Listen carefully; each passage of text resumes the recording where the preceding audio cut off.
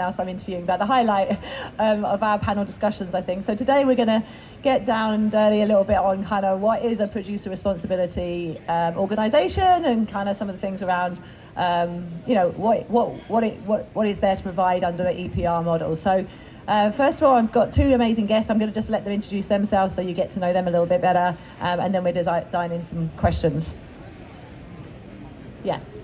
Hi, my name is Adriana Kanavrakis. I'm the Director of Compliance Services for Reverse Logistics Group America. We provide compliance services, EPR compliance services for producers across the world. We're based in Germany. I'm based in the US. We service 80 countries globally, and we have 24 offices. We do EPR compliance for packaging, batteries, and weed. Hi everyone, my name is Baljeet Lally. I'm the Chief Communications Officer with Circular Materials. We're the national not-for-profit producer responsibility organization in Canada, and we're responsible for building effective and efficient recycling systems that are really focused on improving recovery rates. Prior to Circular Materials, I worked as the Vice President of Communications for Return It, which manages the beverage container deposit program in BC. Great. So yeah, as you can see, two great PRO organisations at the table. So I think we just kick off, like many of the other discussions we've had, I suppose, is just from your perspectives, what should EPR deliver or achieve? What is the role of EPR in kind of developing a circular economy, I suppose, for packaging materials specifically? So Bao, to start with you. Sure. So I would say the effective principles of an EPR model is really around providing a sustainable funding model that really focuses on implementing an efficient and effective recycling system that takes different product formats into account and improves recovery rates. By nature of being an extended producer responsibility organization, it's really around allowing producers to take responsibility for the full product life cycle of their products. And so it enables them to invest in innovation, infrastructure, consumer education and promotion, and really supporting behavior change. Great. Adriana? Yeah, similar. I mean, it's moving the responsibility from that of the municipality or the county, the taxpayer, to the producer. And it's providing a consistent source of funding to improve the programs over time. It's making things more equitable, more accessible, putting not everyone has access to recycling, like perhaps in really urban areas they do, but not often in rural communities or in multifamily settings. So it just opens up the door to a lot of more opportunity to people, and alleviates a financial burden to government. So. Yeah, I think that's a really important point. Obviously, the financial burden that shifts to the producer, and we'll come on to some of those points in a moment. But I think there's always some kind of concern or consideration, like, okay, we're going to have this EPR model, and how, for me as a municipality or for me as a MRF operator, like, what's going to change? Are these brands going to come in and suddenly take over our services? Well, how would we get the efficiencies that we might have as a municipality for providing recycling alongside organics, alongside our trash stream? So maybe, Bao, you can talk a little bit about, like, kind of what does it look like when we transition from the system now that's funded by households in most cases to a system that's funded by producers? And what's the role of the producers and the PRO, as well as continued, like, the role of municipalities and other stakeholders in the value chain? Yeah, so the role of the pro is really to organize and optimize the recycling model and system, and to help producers manage their obligations under EPR. And so it's about building a model that's sustainable and effective, not only for today, but for the future, especially as packaging formats evolve and different expectations from customers as well, or consumers. And so the role of the pro is really to understand the barriers and gaps within the system, helping to change consumer behavior, looking at things like unified material lists, going from a more statewide versus a municipality by municipality approach, standardizing really across the system. The role of municipalities, I mean, there's definitely synergies and efficiencies to be gained in terms of collaborating with municipalities, and that's through collection, transportation, and other ways. I mean, at the end of the day, municipalities really do want to encourage recycling and divert material from landfill, and so it's really about working together that benefits for the benefit of residents and consumers. Yeah, I think that's an important point. Like, I think, all parties within the system are kind of aiming for the same thing. Like, the producers want more material to come back so they can meet minimum recycled content. And we kind of, as you said, we need that to be the most optimized system possible. Municipalities still have a really valid role in continuing to provide those services to their residents. Most definitely, yeah, definitely. And one of the things we look at, and we've done this in BC as well, is really looking at understanding the customer and quantifying the customer experience and journey. And so what are the barriers and gaps in them? Because we need the consumer at the end of the day to return the packaging back for recycling that could be used by producers as recycled content. And so what are those barriers and gaps that we're seeing within the system? And by standardizing it, you can look at best practices that you can bring forward within other jurisdictions as well. Yeah. And from your perspective, as a PRO in Europe as well as kind of providing service across the US? Sure, I think it's essential that you have a partnership with municipalities. Like, they're the infrastructure that's doing the job now, so you want to have them as a partner moving forward. And whether it's perhaps tweaking their system slightly to make it more efficient or better assisting or partnering for public education, they're integral to making it work. So it's important to work with them, and then where there isn't an infrastructure, you develop your own infrastructure. And if there's a municipality perhaps that wants to partake, they can. If not, that's okay too. But they're integral. So they're not going away. They're going to be part of the system. Yeah, and I suppose we've talked a little bit there, I suppose, on kind of the collection municipalities' role there, and some of the kind of themes that have been coming out of some of the discussions around the real need for investment in infrastructure. So, Bao, from your perspective, like, how in the programs that you're working on in Ontario, and obviously BC has a EPR model for packaging. How is that investment getting to where it's needed, and like what does that look like in terms of investment? Yeah, the investments in basically infrastructure in terms of collecting the material. And so one of the challenges we see is in contamination. And so what are those collection points, and how can we develop a infrastructure that makes it easier to collect those materials for recycling? And so that's definitely an important piece, and innovating as well. And so I think it's important to really understand, again, those barriers and gaps, and infrastructure and collection points is a part of that. Yeah. And so really understanding what they are, and we have in Ontario, there's a lot of single streams, and so looking at having multi-stream, and so that you're capturing more clean material. One of the things Circular Materials does is we're looking to really evolve the product stewardship model to that of more of a circular one, okay, where the material that we're collecting for recycling is being provided to producers for use as recycled content.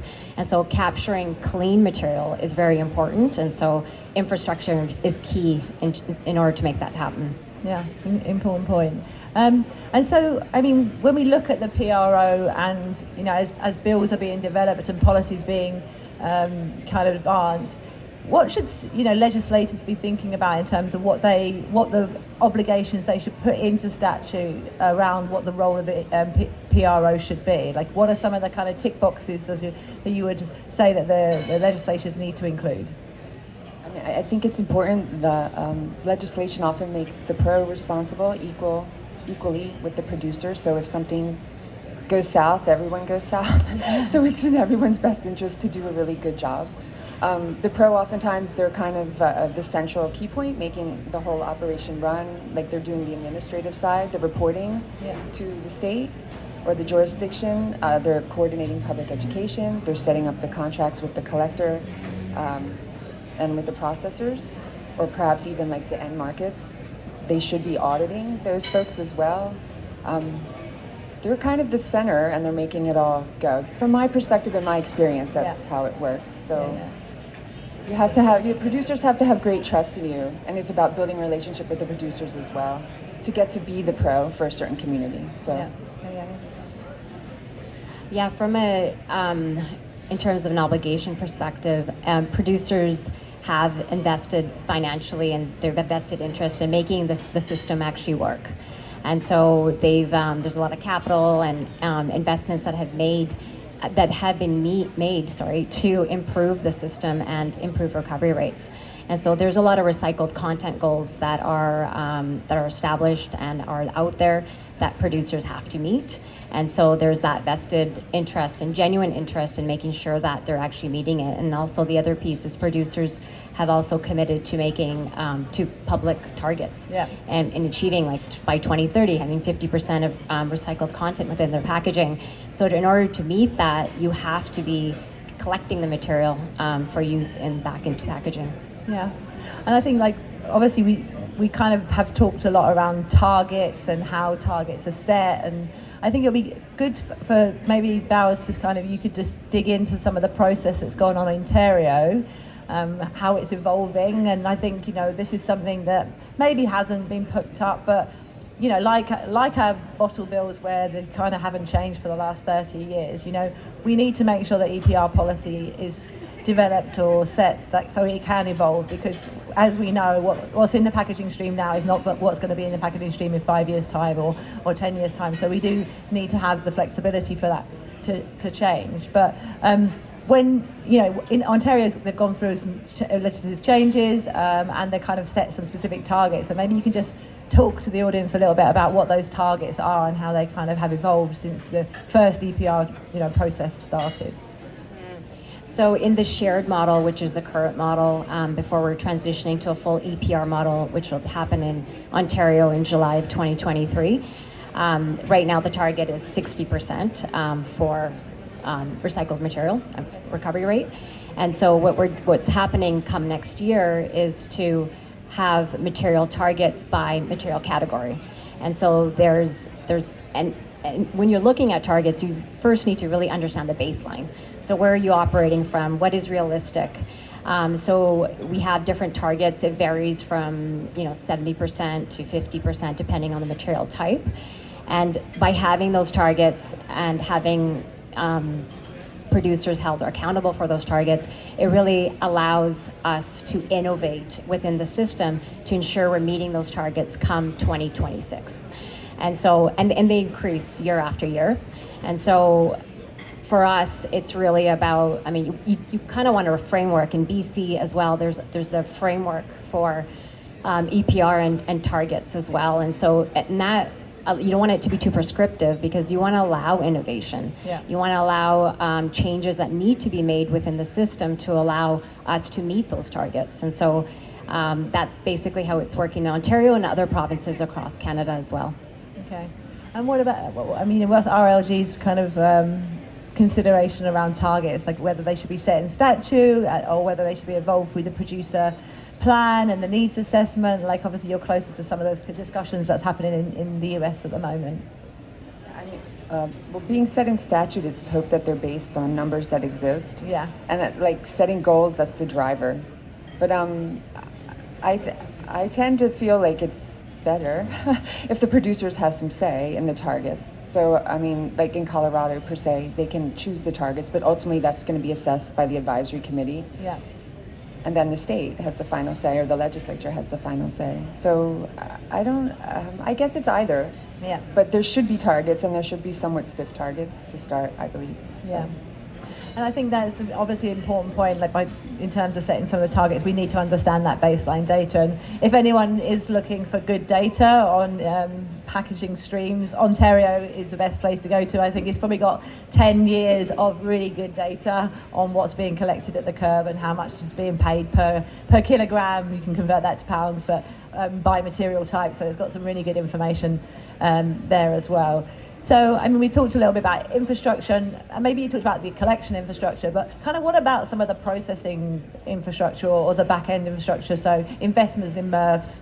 So in Ontario, I know that they're looking, they've got a specific target for flexibles. So they've got a plastic target, but they've separated that out between rigids and flexibles. So how are you looking at maybe the future 5 years and the type of investment that you might need to be making into MRFs, as well as like secondary processing to kind of meet those targets?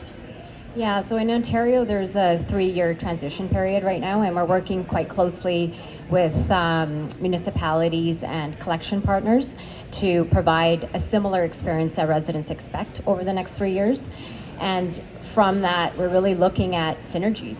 And so what are some better efficiencies that could be made through the system to not only improve recovery, but also save costs? And so contamination rate is high. And so right now, because it's in Ontario, it's municipality by municipality, we're even seeing some shared best practices that we can use from one municipality where another may be struggling. And so how can we, and that's where having more of a standardized approach or a statewide or province-wide approach is really important, because you can utilize and leverage some of the best practices, synergies, and some of the investments other municipalities have made. And then come 2026, we'll be looking at how do we further optimize the system. So it's looking at it from a collection infrastructure, but also promotion and education as well, because you need the consumer to be educated and know about what is recyclable and how to recycle it. And the last point I would say is around access points. Yeah. And so that's really important. And so having that ease and convenience of having the ability to recycle is key. Yeah, really important. Would you like to add to anything there on the? Yeah.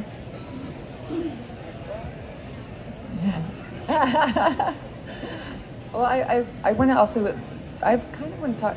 Can we ask about like DRS or talk? DRS being a component as well. Yeah, completely. I think like Ontario, and I don't know if you could speak to Ontario's DRS program. They have a DRS program, yeah, and it's complementary. Like I think this isn't really processing. That I'm like changing the. You can say whatever you like up here. Honestly, it's your stage. But I think like just sitting in presentations like yesterday and today and hearing about the different DRS systems, it's something that I think that should be included with EPR or run side to side, because it increases the recycling rate so much more and maybe incentivizes people more to recycle. Yeah. Along with EPR. But I don't know if you can talk to Ontario. I mean, I think Val can talk to BC now. Oh, yes. I'm sorry. I think it's a good point. On many panels it's been mentioned, like how does DRS or deposit bottle bills fit in with EPR? So like obviously operating and being in BC where you were part of that Return It program, maybe you can talk a little bit about how those systems work together. Yeah, so in BC, there's a deposit return system for beverage containers. And so it definitely, I mean, it complements, it could complement, but I think for the most important thing is actually having the ability, infrastructure, and ability, access, education, promotion in improving recovery rates. I mean, it's an incentive, definitely, in BC, but it's not the solution. It could be part of it, but it's more around really understanding those gaps and barriers to recycling. And so even from a beverage container deposit perspective, one of the challenges we're finding is millennials they have different expectations on how they recycle. And so even having a deposit return program, it doesn't necessarily mean that they'll recycle. And so, so we had to change our operations and provide those easy, convenient touch points for consumers to recycle. So we had a drop and go system that we started building upon the Oregon model in BC. And so I feel it's just more around convenience that is really important, and making sure that you have the infrastructure in place to make sure that the stream that you're capturing is clean. And I think that's more important. Yeah, definitely. I think, I mean, BC is quite interesting because obviously you have your deposit system and your depots for some of that return. But I mean, those depots are kind of multifaceted, no? They don't just take bottle returns. So I think that's kind of an interesting point in terms of, you know, as we look to how we capture other materials through EPR, maybe the curb isn't the best place for some of this, for films, for instance, and how can, you know, the infrastructure that might be developed through a DRS system also support the collection of other materials. And maybe, I don't know if you can talk a little bit about maybe just in BC how those depots were kind of multi-material kind of drop-off facilities effectively. Definitely, yeah. So in BC, you can go to a depot and recycle beverage containers, your plastics, your containers, like a multiple amounts of material in one location. And so there's depots, actually, there's 170 across BC, and it's in rural communities, it's in larger cities, and they just provide that one-stop touch point for people. People don't want to go to 3 different locations to recycle 3 different material types. They want to go to one-stop shop type of model where they're going to one location and able to recycle a multitude of material. And that's one piece. And then the other piece is cleanliness and wanting a good experience when you're actually entering a depot. What we found is operating hours actually inhibited people from even going to recycling stations, to depots. And so we ended up putting together a one-stop shop model where it was 24/7, and you basically use an access code, put your containers in there, and then you leave. And then the deposits would get uploaded to an online account. So I think it really goes back to innovation and really understanding the consumer's expectations of you as a pro and meeting what their objectives, and also quantifying the customer experience. I think we talk a lot about promotion and education with consumers, but one of the things we're doing is really, like, when a customer calls into our customer service line, we quantify it. And so really understanding that journey from the very start to the very end, so we can understand what those challenges are. And then we're actually going back and looking at our system, both from an operational perspective, collection, communications, and looking at how can we meet their expectations, because at the end of the day, we need the consumer to recycle. I think, you mentioned this when we had the kind of pre-chat. I think it's really important because, kind of producers have been spending billions, getting us to do certain things, eating certain foods, whatever. And so, like, having them be able to influence some of this customer journey, like the experience thing, this is their bread and butter. This is what they're used to doing. So bringing that into our world is, like, really critical and, like, really exciting, I think.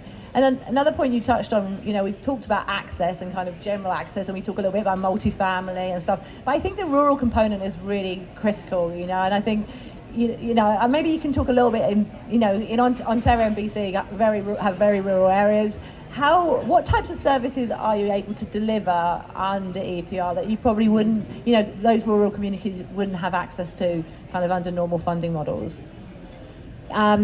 It's convenience and access, and so really looking at, like, in BC, for example, there's a depot, like, they'll vary in terms of depot facilities that are available in certain rural locations. So really looking at depending on how rural the area is, what is the capability within that community to innovate and use it as a hub to capture material. So that would be kind of definitely what's done in BC, and we're looking at for Ontario as well. Okay, that sounds good. And sorry, just from the Blue Box perspective, you have containers that show up at your residence no matter where you live. And so it's very convenient whether you're in a rural location or living in a city. In Ontario, they actually have, in condo dwellings, they'll have like a chute that you can put, the newer ones, you can put your recyclable material in there, and then it ends up going down towards the bin. So having that capability out of your home is really important for access. Yeah, I think that's important. We're doing some work actually just looking at that kind of in New York City. Obviously there's chutes for trash, but no chutes for recycling. So, like, and the thing is, like, in some places you can't even change the ordinance to allow it to be for recycling and not for trash, but that's another conversation. I think we're probably nearly out of time, and I know there's a session starting at 1:30. So does anyone have any questions that they want to ask the panel before we close out?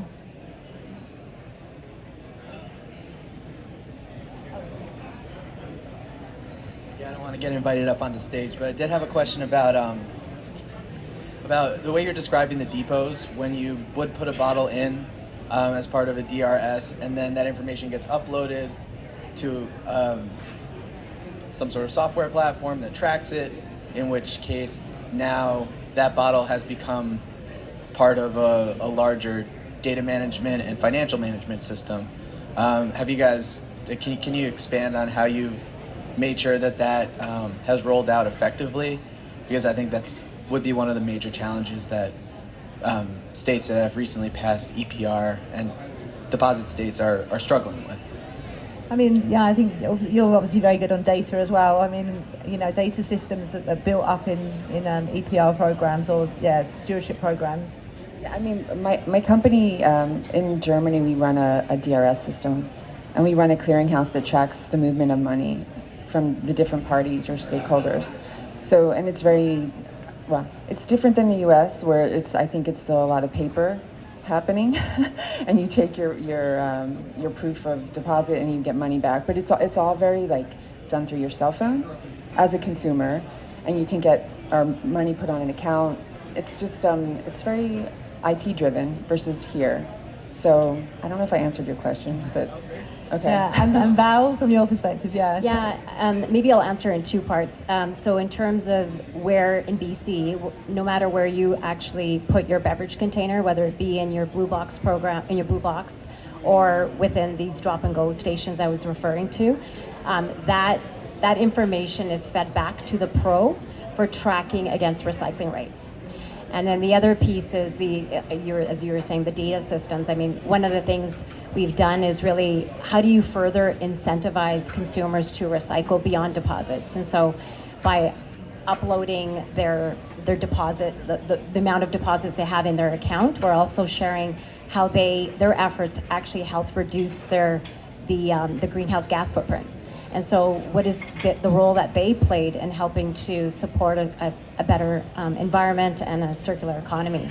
So I think that's really important as well. So I think there's definitely, from a consumer education promotion perspective, I think that the role of the consumer in a circular economy is really important. So that in itself incentivizes people to go out and recycle as well.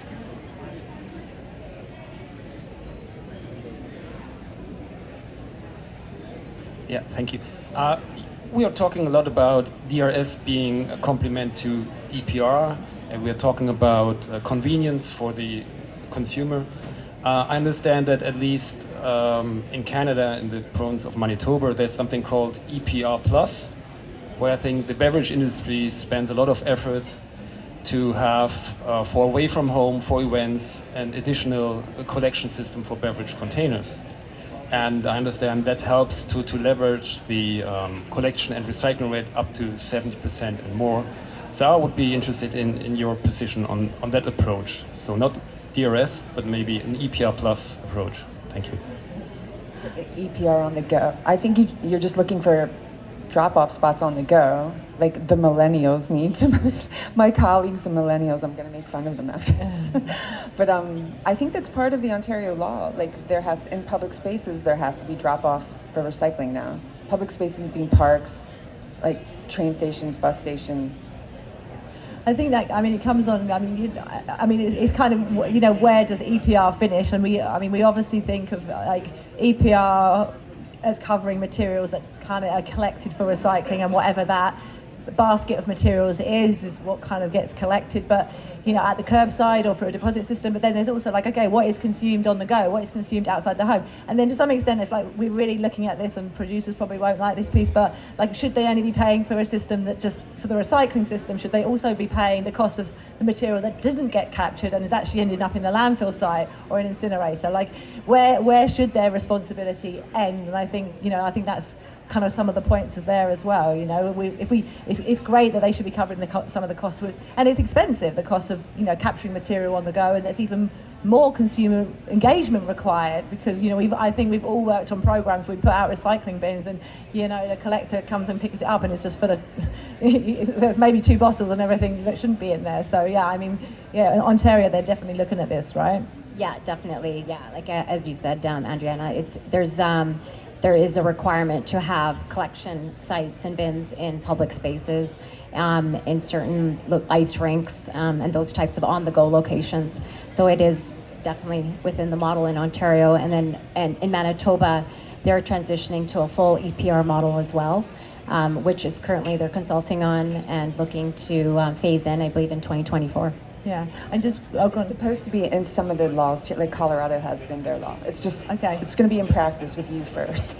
Yeah, exactly. Yeah. That's good. And I think the other point, just on targets, we'll wrap up now, obviously, but I think it's interesting because what Ontario do have a deposit system, but only for beer, alcohol, beverage, exactly, alcohol. They don't have it for soft drinks, water, etc. So instead of kind of saying in their revisions to the Blue Box or the EPR program, like, we want a DRS system, what they've done is just set a very high target for beverage containers. So effectively, maybe the industry can meet it by not having a deposit system, but ultimately, if they don't meet that higher target, they're going to have to implement the DRS system or the deposit system alongside the kind of supplementing the curbside system. So it kind of gives them a bit, Yeah, so and exactly, there's an accountability to achieve, an expectation to achieve these targets, and so how can you actually do it within the system that you have through innovation, infrastructure, collection points, access, education, promotion, and those types of things. Yeah. Okay. Well, thank you both. Your discussion has been brilliant, and thanks again.